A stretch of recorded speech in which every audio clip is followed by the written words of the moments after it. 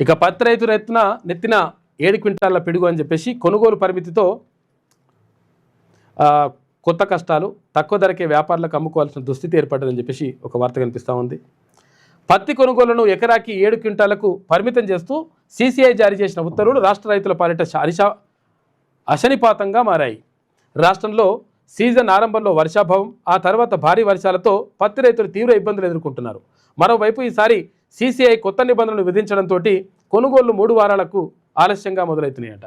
ఏమవుతుంది ఇక్కడ? ఎకరాకు 7 క్వింటాలు వండితే 7 క్వింటాలు మాత్రమే మేము కొంటామని చెప్పేసి కేంద్ర ప్రభుత్వం సీసీఐ చెప్తా ఉందట. మళ్ళా చెప్తే ఇప్పుడు ఏమవుతుంది? ఇప్పుడు ఇక్కడ ఎక్కువ వండితే మరి పరిస్థితి ఏంది అంటే మరి అమ్ముకునే పరిస్థితి కూడా లేదు.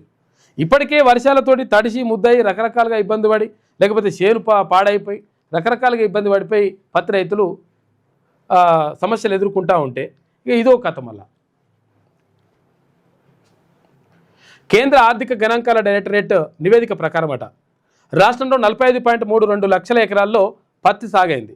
ఎకరాకు సగటున 11.74 క్వింటాల చొప్పున పత్తి దిగుబడి వస్తుందని వ్యవసాయ శాఖ ఇచ్చినటువంటి నివేదిక అనుగుణంగా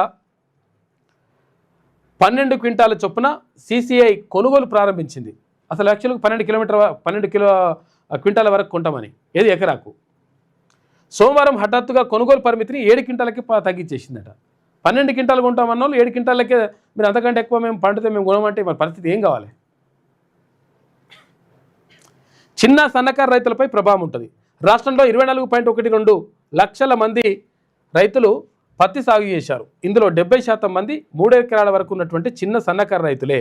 ఇప్పటి వరకు 7,705 మంది రైతులు నుంచి 119.89 కోట్ల రూపాయల విలువైన 15,229 టన్నుల పత్తిని మాత్రమే కొనుగోలు చేసింది. సోమవారం 10,434 టన్నులు కొనగా, కొత్త నిబంధన అమల్లోకి వచ్చాక మంగళవారం 4,795 టన్నులు మాత్రమే కొన్నారట. చూసుకో, ఇక 10,000 టన్నులకు 4,000 టన్నులు కొంటే ఏమవుతుంది కథ? ఈ మిగతా ఏం చేసుకోవాలరా నాయన? పోయి ఆ నిబంధన ఓడి పెట్టిండు, వాడిని తీసుకుపోయి ఆ పత్తిలేసి తలగబెట్టుర్రి, పీడ పోతుంది.